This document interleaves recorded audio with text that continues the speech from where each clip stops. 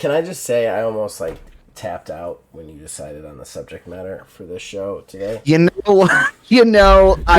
you hear the tone in my text back to you? Yeah, I thought about messaging back, and I was thinking about it. I was like, we can do something else. It's okay. Like, I can just keep that as an odds. But I was like, am I reading too into it? Am I going overboard with it? Like, okay, let's talk about that again. Yeah. Well, I haven't felt like I should open my fucking veins today, so let's do that. Yeah. Time to get your fix.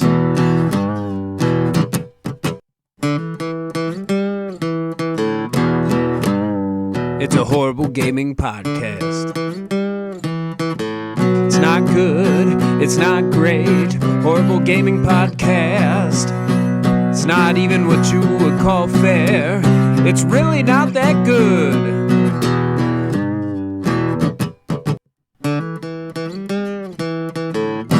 Horrible Gaming Podcast.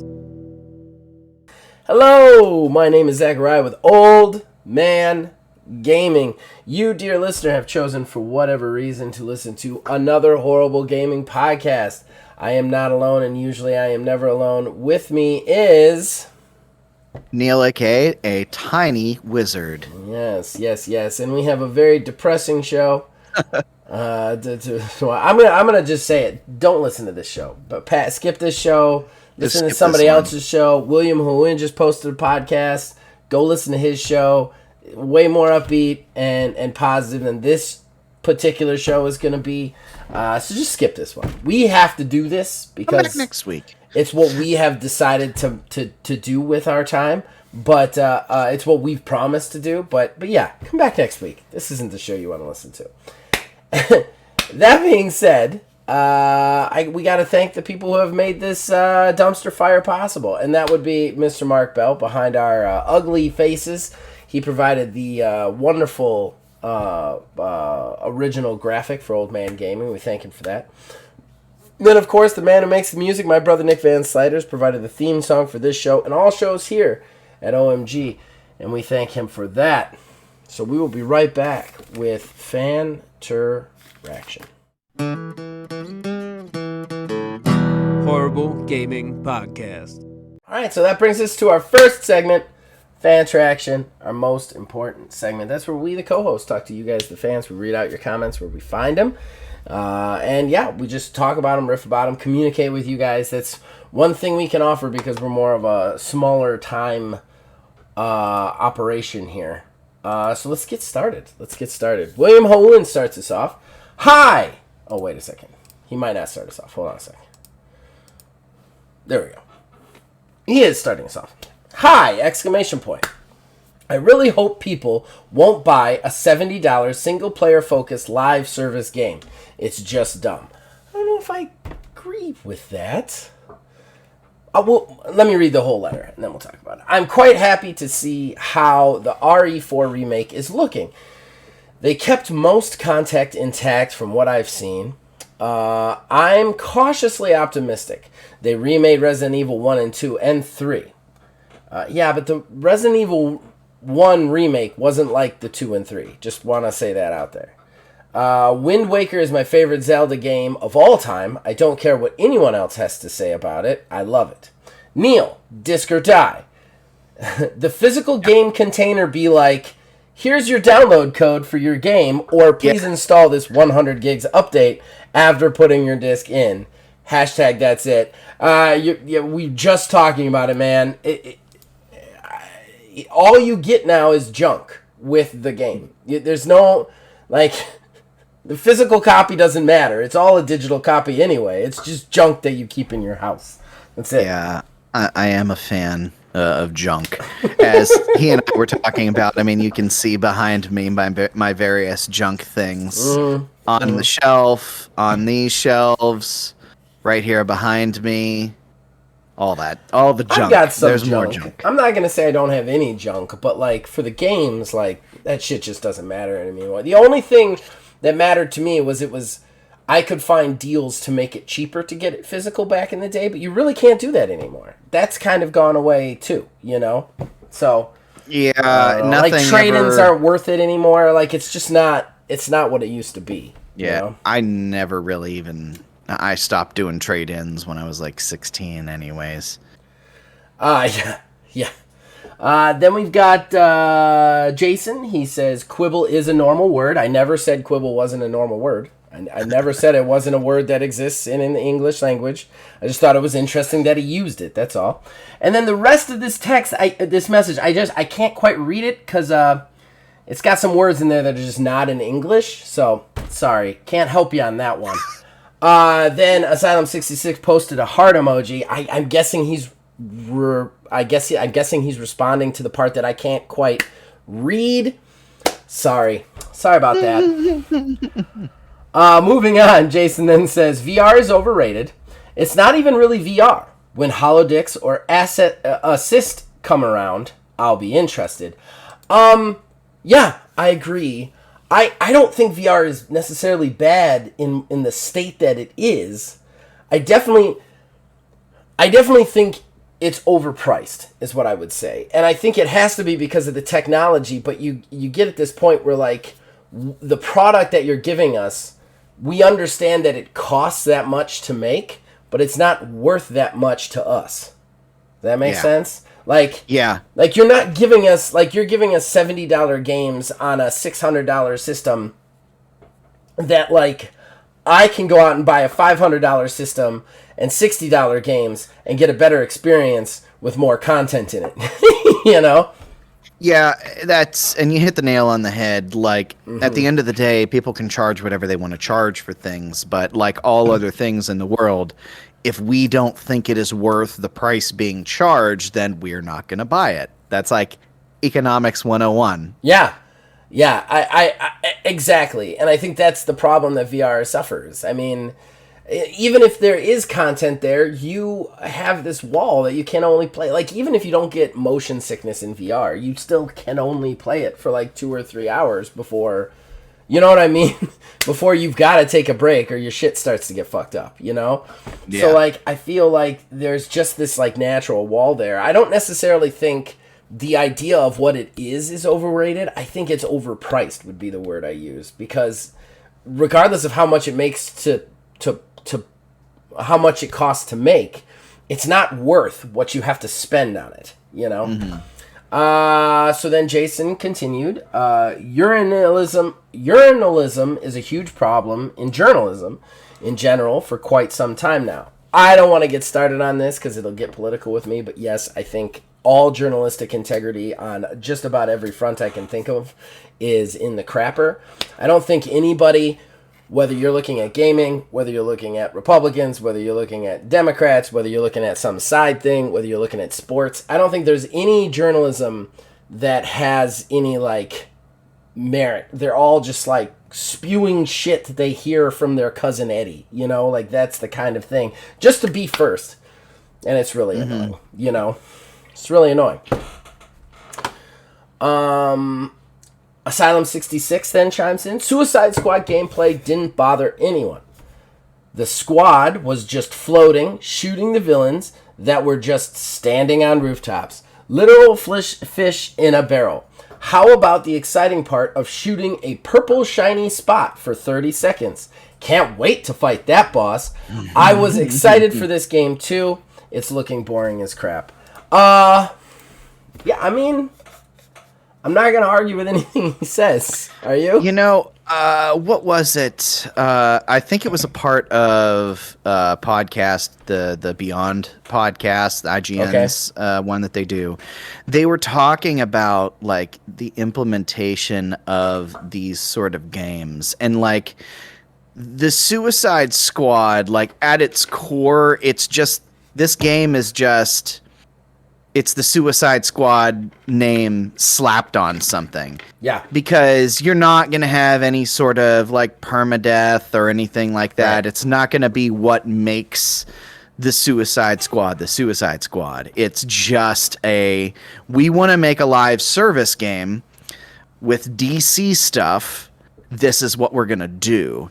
And they've not done anything to kind of really differentiate it from anything else. And that, I think, is somewhat of the problem that a lot of these live service games are facing right now, is they're not trying to be different. They are just repeating the same mistakes that everything else is. Let me just go ahead and say, very rarely, when we are on this subject, are you and I of one mind. I think often we are at odds with each other on the games of service versus narrative game versus everything sort of thing. And that being said, I think we are on this. I think the biggest problem here, and is not that it's one of the things that I don't like about the media approach to a lot of these live service games going down, and like the poor reception to Suicide Squad and other games of that ilk. One of the things I don't like about the media attention here is it's constantly like, oh, it's another live service game. It's not that it's a live service game. It's that it's not dynamic. There's nothing interesting about it. There's nothing new or fresh about it. And that's the thing that bothers me, is that it ends up becoming AAA shovelware.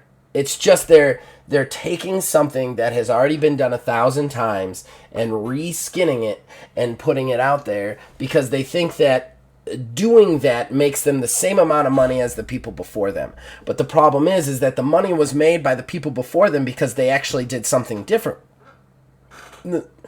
Like, everybody wants to have a Destiny, but Destiny did the Destiny thing. That's why Destiny works and none of these other ones do, because you can't just take Destiny, take all the Destiny out of it, and pour in DC and get the same results.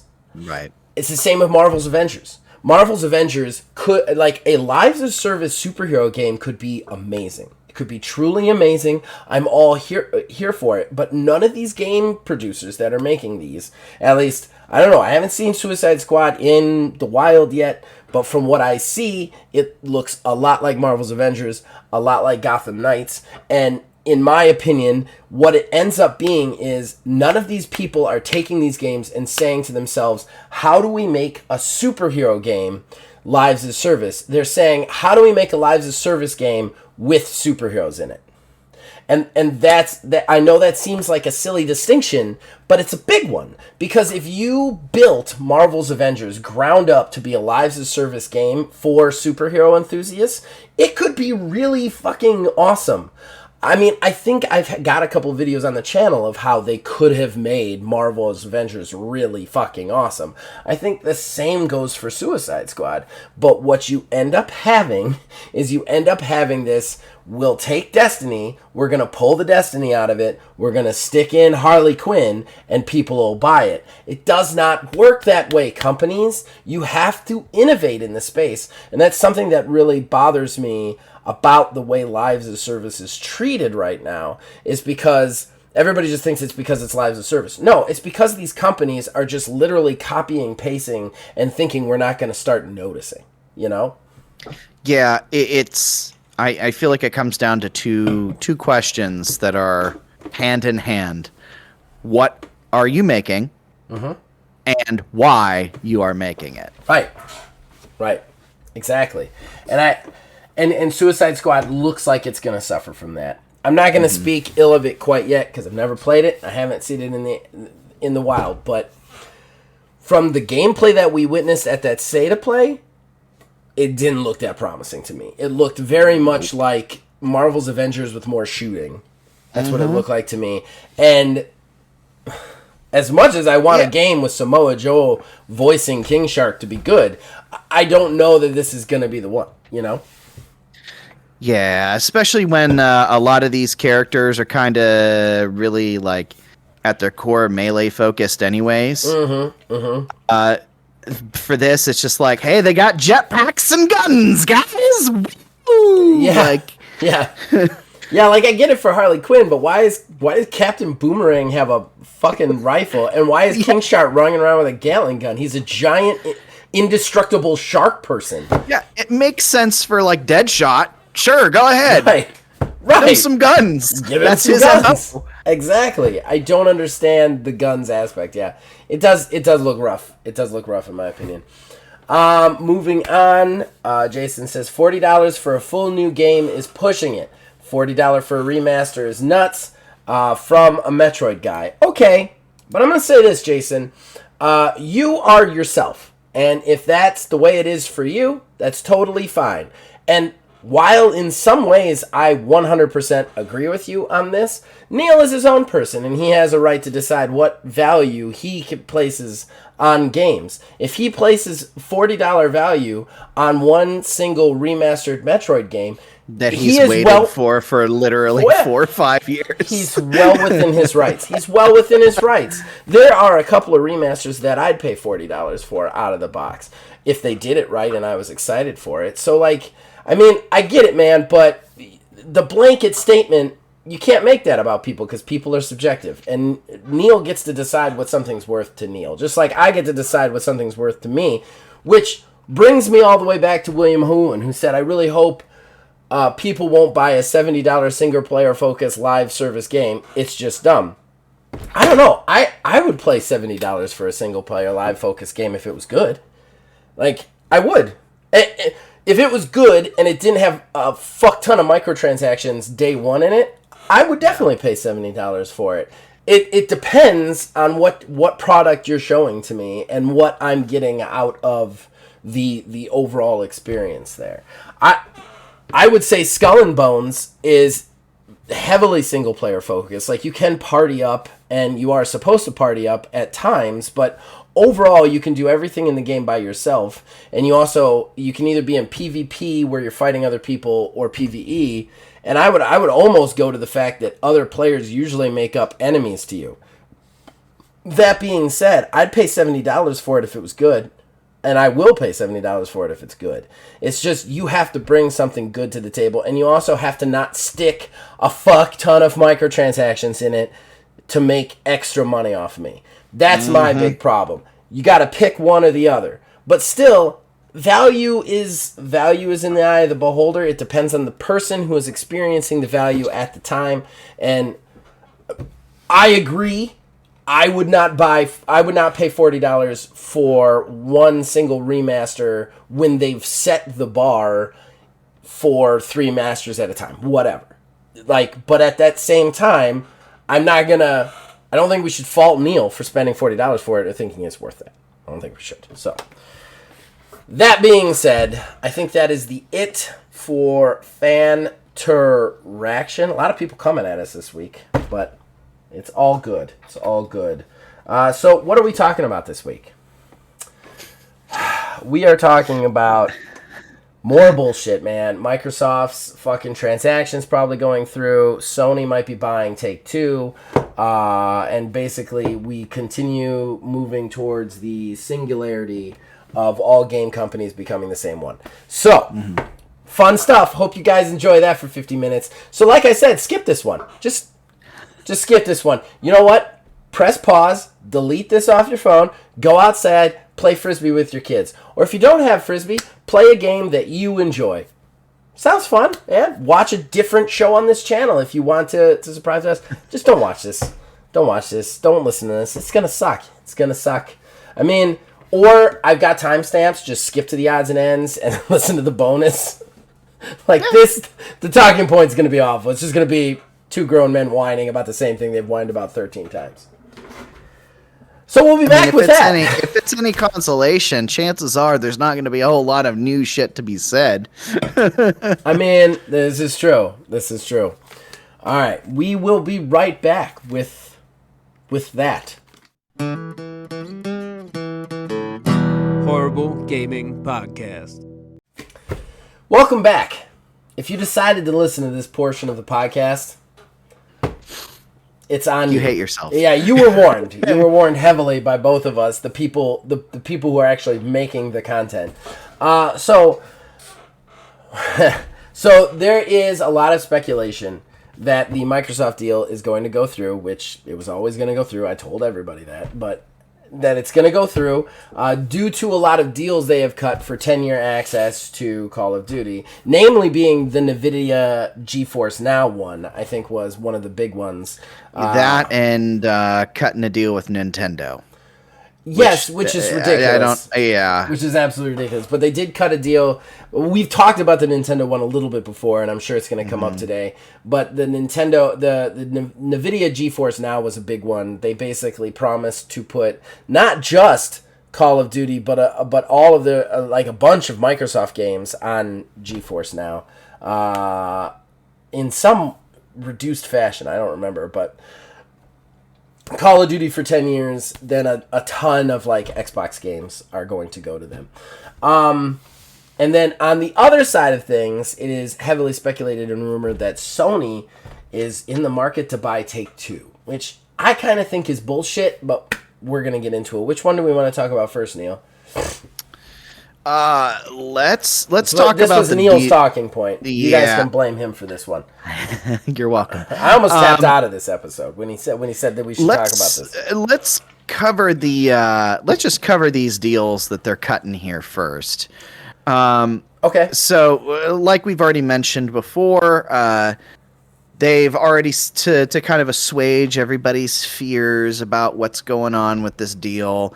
Microsoft is trying to cut deals left and right with everybody. They offered a 10-year deal for Call of Duty on PlayStation consoles, 10-year deal for NVIDIA Now, the NVIDIA Shields products, and then on the Nintendo Switch of all places. Nintendo hasn't had a Call of Duty in a hot minute, and they've always been like weird truncated spin-offs, but whatever.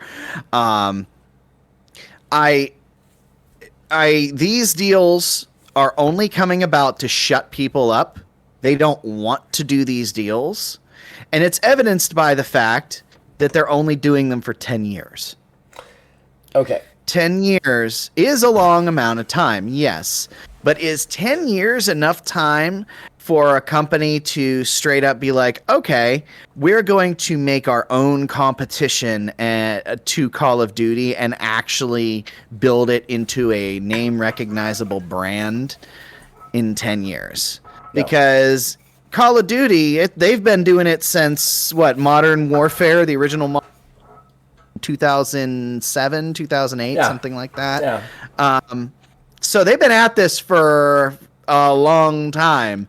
At this point, they're just doing whatever they have to do to shut everybody up to get these things gone through.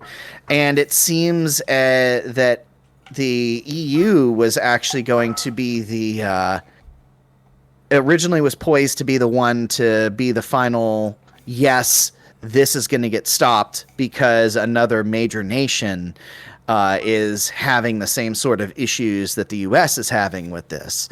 But now it seems that with this all gone through, their fears have been somewhat assuaged should this go through. And the EU is going to back down. So then if the EU backs down, I highly doubt that the U.S. is going to continue their pursuit in stopping this deal. Okay, so a couple of things. First of all, I think the EU backed down. I don't think the EU necessarily is backing down because I think the EU sent a letter. We all know the EU sent a letter defining its problems with the deal to Microsoft, specifically to Microsoft.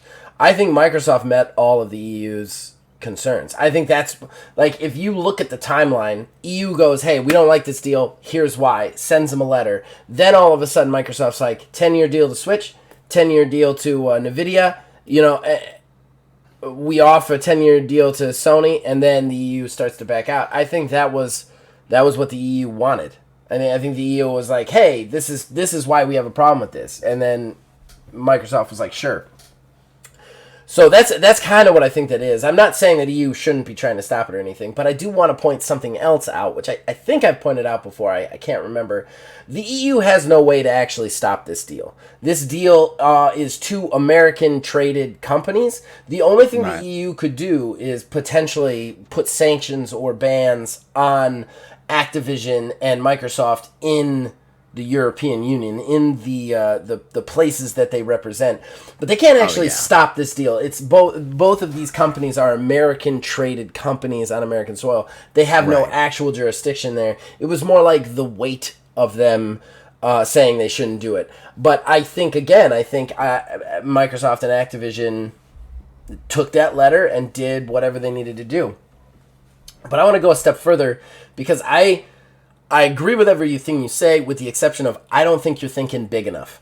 Your big thing is like, 10 years isn't enough time for somebody to build a competitor to this. Nobody's going to build a competitor to this. 10 years... Microsoft will agree to 10 years, they'll agree to 20 years, they'll agree to whatever years, because the minute this deal passes, they're going to go buy another company. And they're going to keep buying, and they're going to, and all the companies are smaller. Okay? Unless you're talking about like Embracer Group, but I would actually wager that Embracer Group probably makes less money than them. Every company out there is smaller. So the minute they win this, the minute they get Activision, they are basically immune from antitrust laws, because any time they go to buy a company, the first thing they're going to say when anybody challenges it is, hey, they don't make anywhere near what Activision makes, and Activision does it. And then if anybody has problems with it, hey, offer them 40 years, offer them 50 years. When Microsoft owns every fucking company, it's not going to matter how much they agreed to put their shit on Switch or Sony. They're going to own all the companies. They're going to make all the money from all the games. It won't matter anymore. I think a big problem with this, and one of the big problems that I keep putting out there, is this isn't necessarily about like taking Call of Duty away from Sony. It's about the fact that all of these games will now go to Microsoft money-wise. Like, when they own all the games, who gives a shit if you're making a console or not? Doesn't matter. Doesn't matter. They decide the market. And this is a big problem with this, is that if I'm Microsoft, and this is one of the reasons I've always thought this deal is going to go through, because if there's ever a possibility of this going through, if anybody says to Microsoft, hey, you have to do this for this deal to go through, they're going to agree. Because the minute they agree, they've bought the biggest tech company, the biggest game company other than themselves out there. Except maybe Sony. You could make the argument for that. But other than that, the biggest one out there. Which means when they go to buy Ubisoft, sure. When they go to buy Embracer Group, sure. When they, like, any of these companies are fair fucking game at that point. And this is the biggest problem with this deal. Is that this deal is the dam. This is the floodgate. This keeps them from buying everything, or doesn't. And I don't think it's gonna. So, like, it's one of the reasons Sony's fighting this so hard, is because Sony, Sony is in the market saying the Call of Duty stuff because it's easier to understand. But I think behind closed doors, if they're smart, when they're deposed by the SEC or the FCC or whichever government agency it is, when they're deposed by them, they better be fucking talking about this. They better be talking about the fact that if they own this company, they own gaming. It has nothing to do with how long they put Call of Duty on Sony, because they own it. They own all of it. And this is the inherent problem I have here, is that who cares what they offer? Who cares? They have Microsoft behind them that they can dip into those coffers at any time for any monetary sanction. As far as agreeing, what is an agreement? If you own all the water, who cares if you promise to give water to everybody? You own all the water. It doesn't matter, man. Doesn't matter. Well, I mean, since we've had a little bit of a focus here on Sony with this, sure, we may as well talk about the other part of it. Okay. And that is the rumors that Sony's looking to potentially buy Take-Two. I will say, if they actually are looking to buy Take-Two, that's going to come out here pretty soon, because there's been a lot of fact-finding that's been going on for these cases, and Microsoft seemingly is forcing Sony to dump a bunch of information the stuff that they have in the works. One of them being the potential of the fees that they have, or not the fees, but the payments they've been making to some game companies that restrict them from putting their games on Game Pass. Which I don't know how I feel about that, because I feel both ways about that. I don't have a real solid feel on that, because this whole time it's been Sony sitting here saying, oh, well, woe is us. We can't compete with the juggernaut that is Microsoft. But at the same time, they're also paying people to like have a little clause in their contracts or whatever saying, hey, you also can't put your game on Game Pass ever. You have to sell it outright or whatever. That's a little confusing to me, and I'm very conflicted with that. But yeah, the fact that they might be buying Take-Two as well, if it is going to happen, pretty soon is when that's going to come out, because of all this information that's this fact-finding stuff that's been going on. I think this is really interesting. I don't want to look like I got egg on my face, but I have a hard time believing that Sony actually has the capital to buy a company like Take-Two. I just have a hard time believing that. Especially after they spent so much on Bungie. I don't know. I don't buy this story. That being said, it's not like the first time I've been wrong. Yeah, it very much is a rumor at this point. It's very much a rumor. I'm not arguing that. I just I have a hard time buying that they're actually going to purchase Take-Two, or that they actually have the spending power to purchase Take-Two. Take-Two, like everybody, I'm sure, but probably a lot of our audience too, is like, oh, Take-Two just makes like Borderlands and stuff like that, but or publishes them, which they don't anymore. I think now Gearbox is owned by Embracer, but still like that kind of stuff. Take-Two is sports, man. Sports games. Sports games are huge gross income. Like NBA 2K, NFL 2K, you know what I mean? Like the 2K series is huge. So that being said, I don't know that Sony has the revenue and capital. Not saying it's not happening, guys. I'm not making that prediction. I find this one hard to believe. To respond to the other stuff, I think 100% they should be keeping stuff off Game Pass. I will say, I think Sony is an evil company. I've always said Sony is an evil company. I had it out for Sony long before I had it out for Xbox, and that hasn't changed. I want people to understand, I'm not siding with Sony as a company. They're an evil, shitty company who likes to gatekeep like nobody's business, and they also like to lie to you on what they're providing with their services, which I hate. They also treat you like a number. They 100% treat you like a number.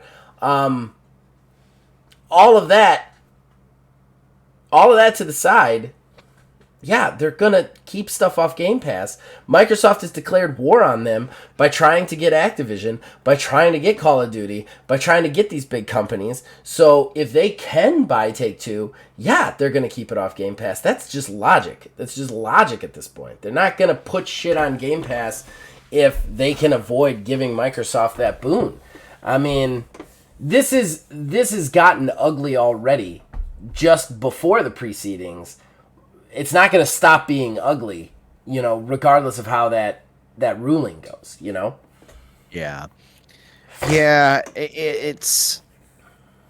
I really am...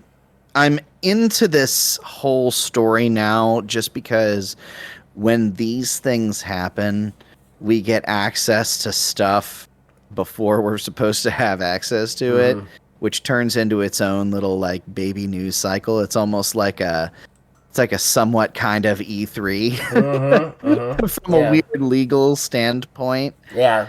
But I don't know. It is also at the same time starting to get really messy. Because so much of this has happened in the public spotlight overall. In the end, as it's seeming, I'm really thinking that this is going to end up going through. I was hoping James, you're fucking tuned in. Yeah. I told you.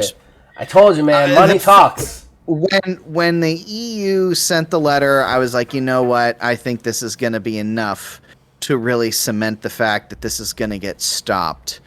But I don't know. Now the fact that they're making all these concessions, and I still don't think the 10-year deals, that shouldn't make any difference. It doesn't. The 10-year deals shouldn't make any difference, but for some reason it does. I don't know. The concessions don't matter. The concessions don't matter at all. Because like I said, like if you own all the water, you can promise to sell everybody water, but you still get to sell everybody water. It doesn't matter how long you promise. You own all the water. You're done. You won. Yeah. I think that like the concessions is the biggest problem, and that's one of the things I was saying back when this whole thing started in December, and why I was predicting that this would go through is because at the end of the day, all they have to do is spend money, and Microsoft has unlimited money, okay? They have all the monies, all of them, all the monies. They do, so they don't have to worry about that. So the only thing people can really do is like put sanctions on them unless they block the deal. Blocking the deal, like actually blocking the deal, is like declaring war, and it would change fundamentally how business was done in a huge money generating section of the world. It would have giant implications on the gaming industry, just industry as a whole. It would be an absolute war if the government decided to say, you can't buy this company. While I think that they 100% should, it was always going to be a thing that they're going to be like, here's what you have to do to have this deal go through. And the minute that happens, they've already won, because they can spend any amount of money on this. There's never going to be a point that the government's going to say, well, you have to do this. And they're not going to say, sure, no problem, whatever, man. It doesn't matter. I have all the monies. It doesn't matter. Like, there's just, I don't know what else to say about it. Like, they can't be stopped. And that's the problem. And this is the floodgate, because the minute they buy Activision, name a third-party developer that's bigger than Activision Blizzard. That's the thing. Nope. Maybe No. EA. Maybe. Yeah. Only because of its sports games, yeah. but maybe. Yeah. I would still put Activision Blizzard, just because of Call of Duty, at the very least, the biggest third-party developer out there. So when you've already bought the biggest third-party developer, who's going to give a shit when you buy the second biggest? Exactly. Or the third biggest, or the fourth biggest? And at that point, they own all the games. They decide what goes on Sony. They decide what goes in Game Pass. Doesn't matter. Like, okay, have your Take-Two games, man. Whatever. We'll eventually buy them from you because you won't have the money to deal with us, because we'll keep every other game on Microsoft and Nintendo. Like, this is my biggest problem, and this is why this is bad for gaming. Because the minute Activision sells to Xbox, the minute they sell to Xbox, there is no domino that won't fall. Like, this is the chain reaction. Like, Microsoft they own everything, and Microsoft can go in the market. Can go on the social medias and go on in all the papers and wherever and say, hey, Sony's always been bigger than you. Okay. Sony has been a higher selling console than you basically the entire time. I won't disagree with that. However, they're not bigger than you because you're Microsoft, okay? Xbox Game Studios is not separate from Microsoft, no matter how much Phil Spencer wants you to believe it is. They are attached to Microsoft, and all they have to do is dip into the Microsoft coffers, which are endless, okay? So, doesn't matter sales. Like, Microsoft is going to run the fucking gaming industry the minute this deal goes through, and it sucks for gaming. It's not a good thing. It's a shitty thing, and it doesn't make Sony good. They're not good guys. They're awful too. Nintendo's awful. They're all fucking awful. but it's shitty for you, the gamer, the game consumer, because it means that they can slowly buy it up, and when they buy it up, they'll decide the prices, they'll decide what's on Game Pass, they'll decide how much Game Pass costs, because it won't matter, they got all the games. They're going to decide everything. They're going to decide how you game, and that's shitty. That's shitty. It's the fast food wars. Oh, it's worse than the fast food wars. Fast food wars. I mean, it is, but it's worse than the fast food wars because with the fast food wars, they couldn't decide where you game.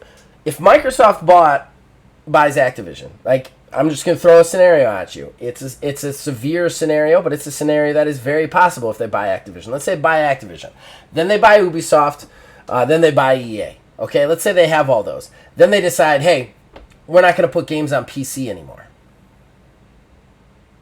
Do you see what I'm saying? Yeah. Do you see what I'm saying? Like, they don't just control where you play. They control how you play. They control every second of how you play video games will be controlled by Microsoft because they will have all the games. That's the biggest problem. Like, they will control it. Like, and that's not a good thing. It's not a good thing for one company to have that much power. Just period. Mm-mm. And as far as Sony is concerned, if they do buy Take-Two, I do think that, because we didn't talk about that, I guess, enough. I also think that sucks, because Sony is a gatekeeper, man. They're a gatekeeping company. Yeah. They make things exclusive. They put things on, next generation that doesn't need to be there without making dumbed-down versions. They make it hard to play their games. And they want that because they want you to work for it because it's exclusive and premium or whatever, when it's just a line of bullshit. They also have a lot of shitty corporate ways of treating their people. Like their whole tier system for the PlayStation online stuff and that stuff. They have a lot of shitty ways to treat people. So it would suck if an entire company such as Take-Two was under the umbrella of Sony, because they're gatekeepy and exclusive and shitty, and I don't like them. So if anybody out there doesn't want to kill themselves at this point, congratulations. Well, I guess we can make it on then to the odds and ends. Yeah, unless you have something to add. Relatively new stuff to say. I don't know. I felt like me just bitching some more. I don't know. I guess that's what the show is, but all right. So we got nothing else to add to this. We can move to odds. No, I don't think so. All right, everybody. So if you listen to all this, I'm sorry, and if you didn't listen to all this, you can't hear this. But good job. All right, we'll be right back with odds and ends. Horrible Gaming Podcast. All right, so that brings us to our final segment, Odds and Ends. That's where we collect smaller news stories that don't necessarily deserve a full talking point, but some stuff we want to make you aware of, stuff we want to talk about. So let's get into it. Neil has 7. I have 3. So, hit us with your first one there, bud. All right, well, adding some more trouble to a game that's just an idea, apparently, at this point. The director of Beyond Good and Evil 2, Guillaume Carmona, is gone from Ubisoft. So that's cool. That was on my list. How did that get deleted? Oh. That's weird. I'm glad it was off there then. I saw this. I actually put it on my list. I don't know how it got marked off. It must have been an accident somehow, but So, what's funny to me is the idea, the minute I read that story, do you know what the first thing I thought was? What? That had a game director? Yeah. I didn't even believe there was people working on this in any way, shape, or form. But the idea that they've lost a game director and the game is still just a freaking idea. And also, what were these people doing? What's this team doing then? If it had a game director, that means that there was a team under it, right? There had to be some sort of team. Theoretically, there'd have to be a team. I want to know what they're doing and what they've been doing for the last 10 years. What are you guys doing, man? What's happening? I mean, I want to hear your side of the story, but explain it to me. If there's an actual team working on this game, what is happening? Yeah, hasn't it just been only 2 cinematic things and that's it? That's it. 2 cinematic things, and from what I heard, most of the assets that were created for it were created by like fans, weren't they, or something like that? That was a whole big thing whenever they made Right. that announcement, and then there was some talk of like profit sharing depending on what was community put out there and what it got used for. It's a whole nebulous, dumb idea. So what has this team been doing then? We've had 2 trailers. Knocking on doors, Like, trying seriously. to get some random people, like, "Hey kid, you wanna get your foot in the door at a game company? Make us a thing." I've got to be honest. Very rarely am I like, "Oh, this guy lost his job. I don't understand." But in this case, I'm like, "Yeah, I kind of get it." What? You were actually working on that game? From what I understand, doing a thing? It's 2 cinematic trailers made by fans and storyboards. Yeah, I think you should probably be fired. Okay, go with another one. You still got 6 to go. All right. So let me pull my thing back up here.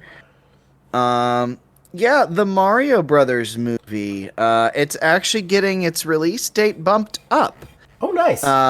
Yeah, it's being not by much, just 2 days. But it's getting bumped up from April 7th to April 5th.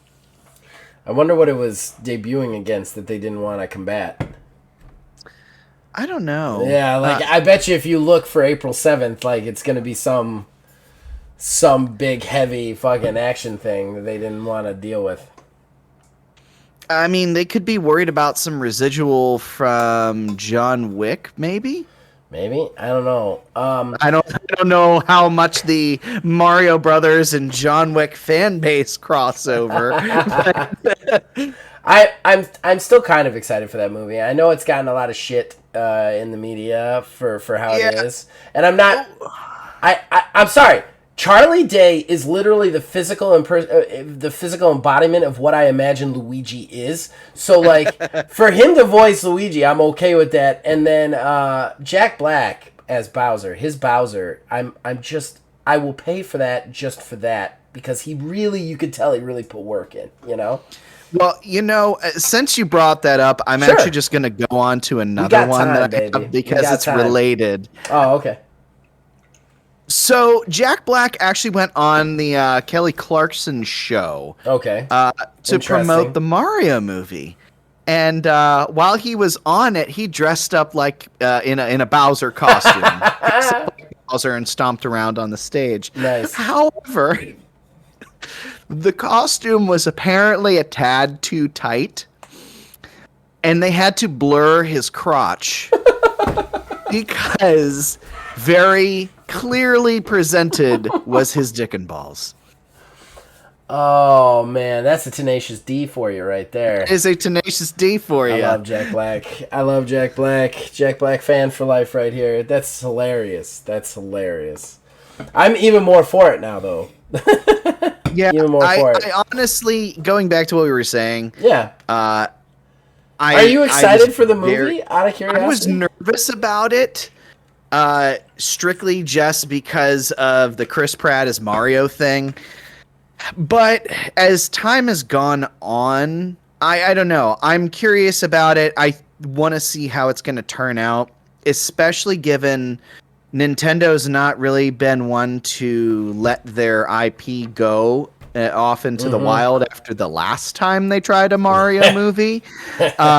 So I think that they are pretty confident in it, and if Nintendo is confident in the movie, I think that speaks enough for me. I definitely think it's going to be interesting. I think that it'll be a decent movie, whether people like it or not. It's just kind of like, it's just how much it strays away from the source material, you know? I think that also, I will say I think it's a bad idea to do a full direct for it, which I did hear that Nintendo's doing a full direct for Mario. coming up for just the movie. Yeah. That's not what you do a Nintendo Direct for, guys.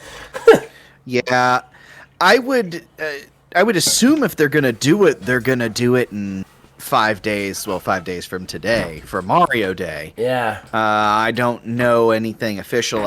I heard. I think it was on the 9th they're gonna show another trailer, but outside of that, that's all I really know. I think it's a bad idea, honestly, because you've already shown 2 trailers.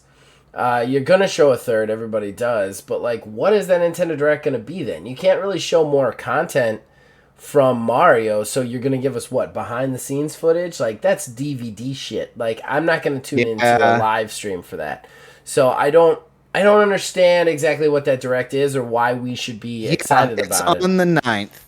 Yeah, it's very strange. All right, should I do one, or now that you're down to 5? It even straight up says no game information. No game information. It's just Mario. It's just the movie. Yeah.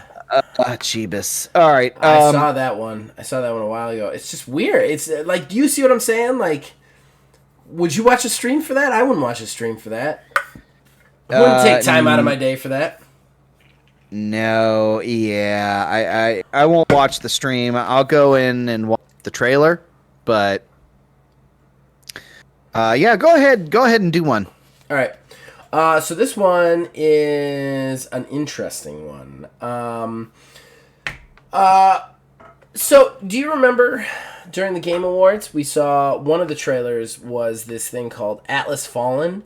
It was it looked like it had elements from Monster Hunter, also kind of like Destiny-ish, where you were like a knight in the desert and you could like skate on the sand and create things out of sand to fight giant monsters. I remember this, yeah. That game's coming out May 16th. Oh. Yeah. We haven't seen anything other than that trailer. No gameplay, no nothing. But supposedly, Atlas Fallen is releasing on May 16th. It has a firm May 16th release date. That's kind of insane, right? This sounds like a good thing and could not backfire at all. Well, and my thing is, no one was expecting that soon because it was just a launch. Just an announced trailer. It wasn't even like gameplay footage, you know. Yeah. So, what are we doing here, guys? That's the thing. Like, it's the same sort of idea that we've had, with Starfield. In the run up for years, it wasn't until last year that we first saw gameplay, and it was very light gameplay. And that was it. We haven't seen anything since. And theoretically, that game's supposed to come out in the, quote, back half of... Well, they still say first half. Mm-hmm. That's a lie at this point. Yeah. The back half of this year. Unless they, I guess, have a full Starfield Direct coming. But, like, the point of it... is... Oh, they do. They've said they have. Yeah, they said they're going to do it eventually. But they haven't put a date. Yeah. Someday, one day, yeah. Someday, one day, the game's going to fucking come out, too. I don't know. With how they've treated it. I don't know. So, and this is the same sort of thing. Like, you see the trailer. Oh, okay, cool. Well, what's the game? Right. No. It's just going to come? Okay. Right. Cool. Yeah, that is how advertising works. You buy a product without knowing what it is. Well, and that's very much how gaming is. I think that. Yeah. I think that, like, I'm all for like a 6-month release, or whatever. If you show me gameplay right off the bat, right. Like, I want to see gameplay. Like, I mean, I say this all the time, but like, from these trailers, I want to see gameplay. That's what I want to see. If you don't show me gameplay, I don't care. And they haven't shown me gameplay yet. They've got a date for a game. They've got a date for a trailer. Like, so I don't know. I will say, if it does have elements from Monster Hunter, which the developers have said, or if it's leans into the monster hunting genre, I think that is a genre that needs a lot of games. I think that's a genre that's relatively untapped. It's been dominated by Capcom's Monster Hunter. You do have Wild Hearts now, which I think is making a good opening foray. Aside from the fact that not a foyer. It's making a good opening place to hang the coats. Exactly. I think it's making a good opening foray, despite its performance issues on PC. But we could have so many more Monster Hunter games in that genre. Other than that, and I would love to see kind of that genre widen a little bit, and get some competition out there, I guess. Yeah. So, real quick one here. Okay. According to surveyed PS5 owners via official Sony channels, God of War Ragnarok is the most popular PS5 game out there Oh, okay. overall. It's the only PS5 game out there right now. It's not a PS5 game. It's a PS4 game that got scaled up. But Oh man, I have rubbed off on you. Because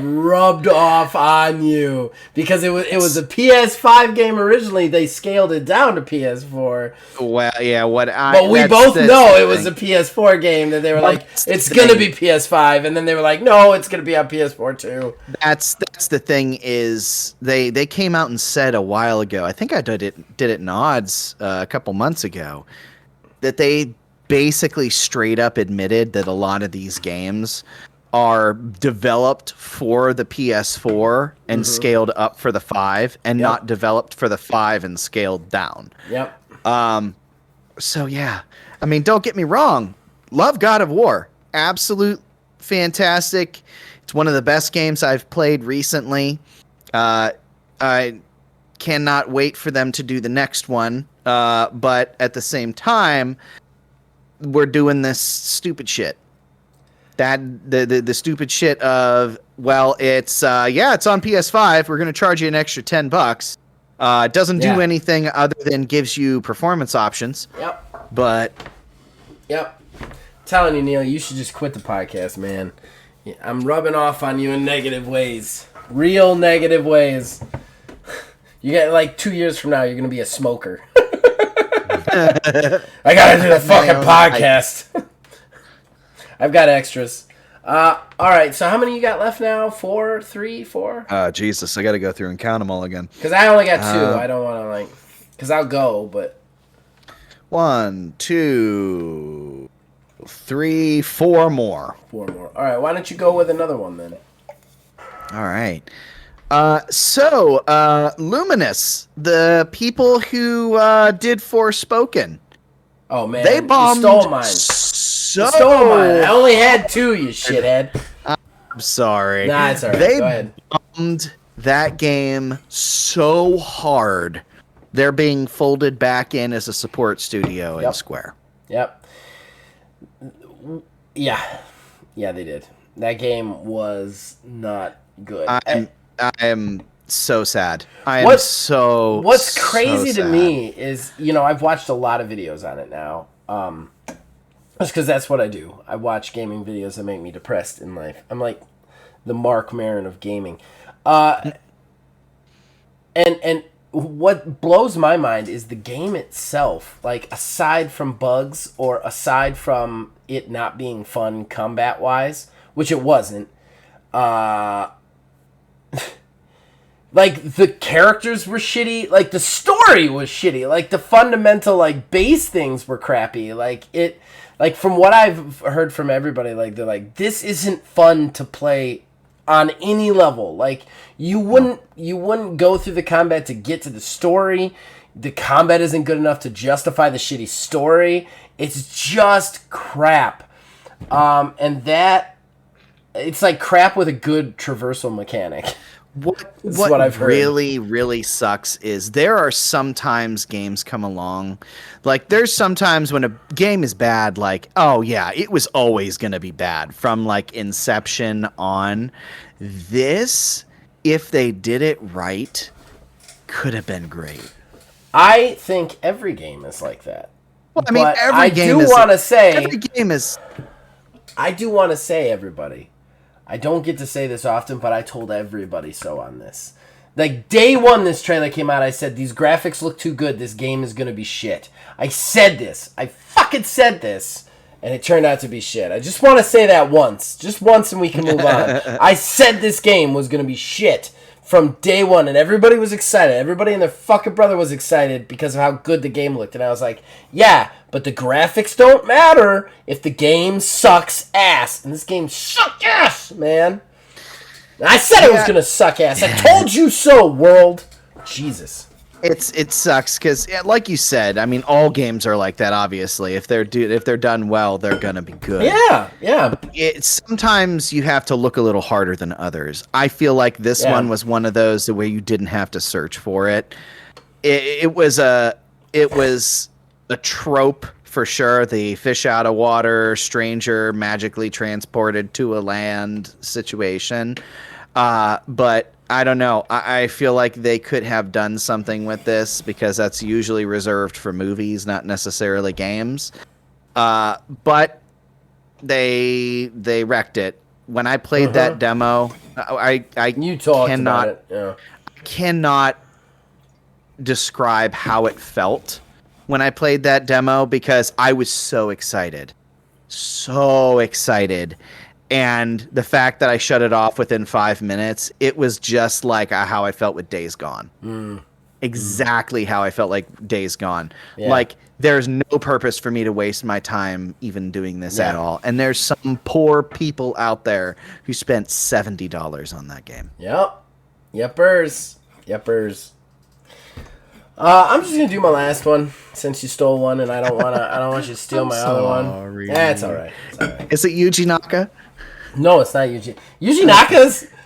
Yuji Naka's in the news again. Yeah. Oh goddamn, dude! Is he like the Godfather? Like what is he? No, go ahead. Do yours. We get to it. IO. They are the creators of Hitman, the Hitman series, and they have an upcoming James Bond game, which I have high hopes for.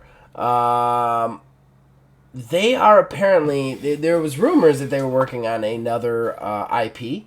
It is a live as service IP, but that being said, it's IO, and IO has made some really good games in the past, and I have some faith in them as a company. And I don't even like the Hitman games. I just think they've made quality games from them. They are making a fantasy, like sword and sorcery kind of live service RPG game, which I think is really, really interesting. Like for that to be coming out of IO, you know?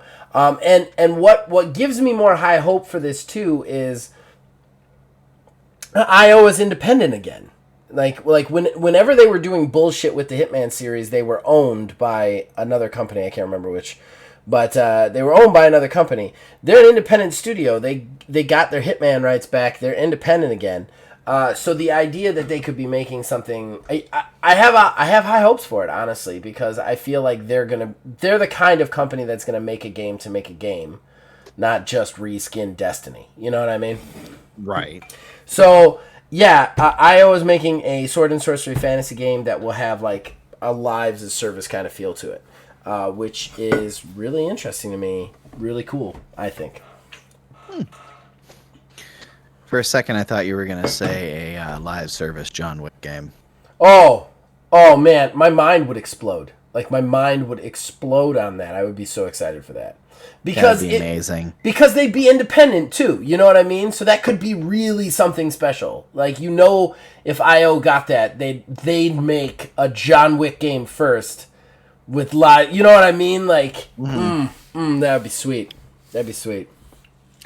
Well, as promised, Yuji Naka back in the news again. I don't think this is necessarily as crazy as you may think it is, but he's pled guilty to all the insider trading. Yes, it was like, I did it. You got me. Yes, you got me. You got me. I tried to go fast. Didn't go fast, but I did not go fast enough. I wish he had said that. So moving on from there, apparently, it's still in the early stages, but I guess there is gonna be a Dead by Daylight movie. Yes, I heard about this. I will not watch it, nor will I be anywhere near it. I don't like horror movies, and honestly, I don't play Dead by Daylight for the gore. I do play it to murder other people, though. It is very therapeutic. I've come to realize, but yeah, this is cool. I mean, if anything kind of demands a movie, it's kind of that, you know? Yeah, especially because it's like it was inspired by like those slasher movies and stuff like Friday the 13th and stuff like that. But yeah, apparently it's getting its own movie. I don't know if it's going to be like a hodgepodge of things. Like I am nervous that they'll try to do too much with it because I mean, obviously they're not going to use any of the licensed killers or licensed survivors that are in the game, but I feel like they're going to try and stick every one of the fucking original characters that they have in there, and that would be too many. I think what they should do is they should just look at their analytics. They should pick their 8 best, like, most popular survivors and their 2 best killers and basically make the movie exactly the game. They should be like, they get pulled in by this entity that they don't understand. They have to play this game against these killers, and they have to, like, there shouldn't be any character development. There shouldn't be any, like other than them talking to each other, it should just be like a straight 2-hour horror Die Hard speed sort of thing, where it's just like, boom, they're in the situation, go, and then they've got to figure it out. You know what I mean? I think that would be really cool if they. I mean, you could really get the crowds to roar if they write in the perks and abilities right too, like from the trapper or the nurse. Like, I think that would be fucking amazing. So like. That's what they need to do with it. I think they're going to do too much with it, for what I think, but I think that's what they need to do. Just 8 most popular survivors, 2 most popular killers, and literally just write it like a 2-hour game of Dead by Daylight. Yeah. And then just, that's it. Just put dialogue in there, and that's it. So my last one's bizarre, okay. Especially given the fact that this is going to be the 2nd week in a row that this game has been brought up out of complete obscurity for the past few years. Please, not another Babylon Fall story. I can't do Resident Evil 5. Oh, okay. All right. It gets weirder. Is getting its first update in 16 years. Oh, wow. Yeah, apparently... Does it make the game good? I don't think so. Apparently, the update is going to remove Windows Live support and add local split screen on PC. Oh, okay. Cool, I guess. Yeah. 16-year-old game. Don't know why. That's weird, right? Beyond me. Like, who's working on that? Who gets tapped to work on that? It's really weird. The only reason I may possibly be maybe considering the thought of them doing this is if they are going to do that as their next remake. That's not a bad idea. If they're like, hey, we just need to get some buzz. Yeah, fresh update. Or it could be piggybacking off of the fact that Resident Evil 4 remake is going to be out. That's true. I kind of like your first idea better because I could really easily see them being like, "Hey, we want to drum up support for Resident Evil 5 remake. How do we do that? What are the 2 most requested features to be added to the game? Look that up. Oh, local split screen on PC. Just do an update with that so that it gets into the news cycle. It gets into everybody's minds." And then, because once they post that, all the comments are, they should remake this. And then they generate that hype from there, and then they go, oh, we're remaking it just like you guys wanted. So I think that's an interesting theory. I like that theory. I actually have one PS postscript. Oh? Yeah, I was going to talk to you about this between, but I figure since it's gaming related, we should just talk about it here. Did you try the trash fire that is Street Fighter Duel? Oh, yeah! Good! Oh, I'm so glad you brought that up. Holy shit! What was that? It's like the worst shovelware. Oh, yeah. Like crap! Yeah. How do they even call it an RPG? I'm thinking it's like a deck builder or something. Yeah. Like, you literally just tap the screen? Oh, okay. Oh, I have... Guys out there. rewards? You get a What team is of this? 4. You get a team of 4, right? And you don't even get all Street Fighters. There's all these like weird trash characters, Just like dudes. punk dudes that can join your team, which is like, I don't want Chet from down the street. Like, I don't understand why he's on my team anymore. But you get like a team of 4, and then that team, like, you go into a battle and they just start fighting the other people, and health is going down, and you can't do anything other than wait for a little bar to charge, and then you tap the screen and they do an EX move. And then the only strategy to it is, as you get characters, you can unlock characters that attack like second or third in the combo, so it doesn't deplete your bar, so you can like hit it, then hit another special move, then hit another special move. That's it! That is the depth of this game. Everything else is little fucking shit. It's thrown at you like every other shovelware licensed thing to upgrade the characters or whatever. Oh, yeah, What it's a fucking trash it's fire. already gone. It's already gone from the phone.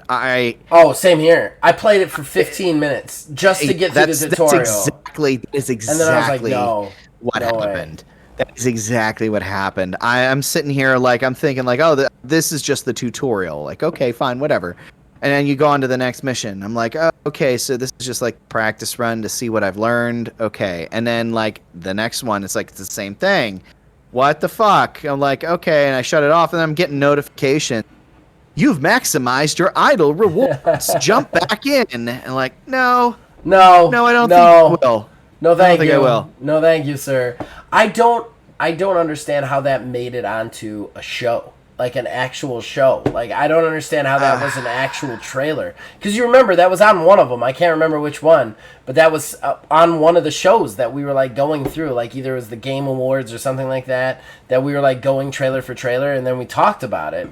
And then it was like, I don't know how that fucking made it on a show. How did they make it on a show? That's not a game. That's not a fucking game. No. Oh, God. That was nuts. I mean, and I had high hopes with how good Marvel Snap was. You know, and it still is. I still play the shit out of that game. It's a great game.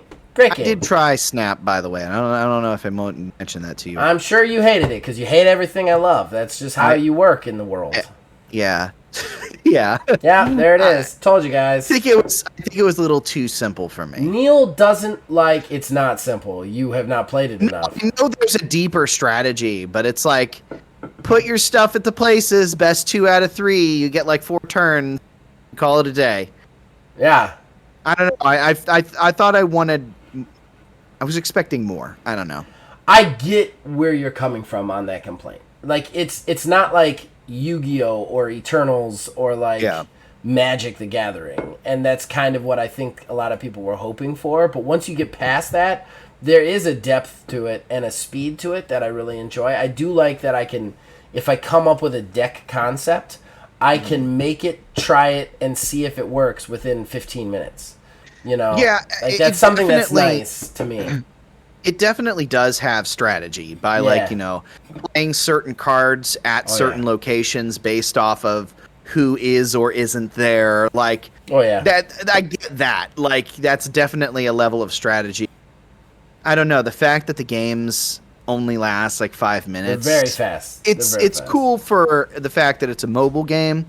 But I don't know. I want it to last at least like maybe. I know. I would love I'd love the characters to even be able to attack each other. Like, I mean, unless you have a special power, you can't. I like I'm with you on the fact that, like, when I saw this, I thought it was going to be like a Magic the Gathering or like something that had depth to it. But at the same time, there is something really nice that I can, like, if I have 5 minutes that I don't want to be bored in, I can play a game of this and I'm just done and move on, and I like that part of it. But Street Fighter Duel is a fucking nightmare. I mean, you can at least agree that Marvel Snap's way better than this. Like, 10,000%. 10,000%. Yeah. Good God. It's never been so disappointed. Never been. Yeah, that was. I was I was probably thinking it was going to be a little too shovelware for me, but it'd probably be okay. That was, like, beyond the pale of crap right there. All right, so let's be done. Let's go to the promotions, and then let's get out of here. Let's go to the promotions, and let's go to the sleep. Yes, go to the sleep. Always trying to get to the sleep. Always love the sleep. Horrible Gaming Podcast. All right, ladies and gentlemen, boys and girls, that brings us to the end of the show. The shameless self-promotion that comes with it. Neil, you got anything special you want to plug? Not in particular. We did do You Suck at Parking. It was very fun. It was very fun, very funny. I get mad while they yell at me because I suck, I guess. Tried and true comedy trio. I cannot wait for Redfall. I cannot wait for us to do that show. Just so that everybody knows, I'm going to plug this ahead of time. Redfall's not coming out till May 2nd. Hopefully, fingers crossed. When it comes out, Kayla has agreed to it. Me, Neil, and Kayla are going to do a playthrough of it together as a Let's Play series. I am so fucking excited for that. No idea. Yeah, that game has been one that definitely crept up on me. I wasn't expecting to be excited for that game. Same here. When they announced it at first, I'm like, okay, Left 4 Dead but vampires. But it's not. It's more than that. And I liked how they handled that when they were like, we understand why people thought it was Left 4 Dead from our first trailers. It's not that. Here's what it actually is. I really liked... That one crept up too. When I first saw that, I was like, I don't really like vampires. I do like Left 4 Dead, but I only get to play it so often because, if the people I play with don't want to play it, I don't play it. So I wasn't super, I was like, whatever. And then, as they showed more, I was like, oh, this is a me game. Okay, now I'm in. So, I'm very excited to play this with the two of you. I think it's going to be a lot of fun. All right, so for me and plugs, I would like to plug Revisit Episode 2. Just did it with Philbilly330, other member of the Triforce. We had this episode of On the Hunt, which was a series we did a few years ago, where we played Monster Hunter and did kind of a co-opetition. We had this episode called 7 Seconds, which is the craziest thing that's ever happened to us in games. So while it's not the most popular episode of On the Hunt, we decided to do that one for our revisit. And yeah, that's up right now. That went up on Saturday. Prelude's still chugging along. You guys can check that out. I got a lot of streams. You can check all of those out. Yeah, that's really it. There's not really anything else to hype at this moment. I'd love you to check out the narrations and the TTRPG stuff that's coming as well, since we are doing a little bit more of that on the channel. Other than that, you guys can contact us on Facebook at Old Man Gaming DH. You can contact us on Twitter at Old Man Gaming 9. You can... Jesus Christ, I've just forgotten how to talk. You can contact us on Discord. The link is in the description. Can I say contact at all? I've said it contact. Contact us. Contact us. You can get in touch with us on Discord via the link below. And as long as you keep watching and listening, we'll keep making them. We'll see you guys next week. Getting a little ahead of myself here because I feel like every year we do after 6 months in the year, we do how's this year so far in games? Not great. I mean, this year? No, this year is fucking amazing. Why do you say that? Dude, this year is amazing. How do you possibly consider it amazing so far? I mean, at least from my you got personal... Metroid? Congrats, dude. No, not just that. The world's fucking burning. No, there's been, I mean, I'm considering since November, so it kind of doesn't necessarily count a whole lot like that, but God of War, Sonic Frontiers... you don't even like Sonic Frontiers. No, I actually, I gave it a 6.5. It's okay. I just have gripes. An IGN 1. The IGN 1. Have you done the fishing yet, at least, in Sonic? I only came across the one oasis. I don't know. And it was on the very first island. One oasis. Yeah, the one single little area, because you have to. It's like one of the it looks like it's one of the Right. zones. They're hard to find. I've only They're found marked one as of them. like purple. Have you done it though? Did you do the fishing? Did it once. Oh, you got to do it more because when Yeah, you start every pulling like single solitary springs and time. robots out of there, it's amazing, and they're somehow worth more than actual fish. Yeah. It's amazing. I pulled a blue whale out of there before. But yeah, we've had that. We just picked up Hogwarts Legacy. Oh, is it good? Yeah, I actually was starting my playthrough of it because we haven't been able to find it anywhere. Right. I finally tracked down a copy of it. Kayla Just played buy it a little digitally. bit. No. You're already buying it digitally. The only difference is I you know. now have junk in your house. That's it. That's the only difference. I need the junk. I need the junk. Like my OCD is on fire right now. On fire. Look at my wall. My wall is junk. That's true. It's true. I can't disagree with that. Look, I'm not going to say the games have been bad. I've particularly enjoyed Wild Hearts was really good. Yeah. There's been a couple of demos that are really promising for later in the year. I am excited about some games that have come out. I don't disagree with that. My problem is the overall gaming as a whole thing. The back end Yeah. stuff. Yeah, the back end stuff's shitty. Yeah. That's the stuff that I'm talking about. And I that's the dare stuff that, say I'm on the verge of considering it that elusive 2016 feel of the year. Too early. I'm on the Too track early. so far. Too early.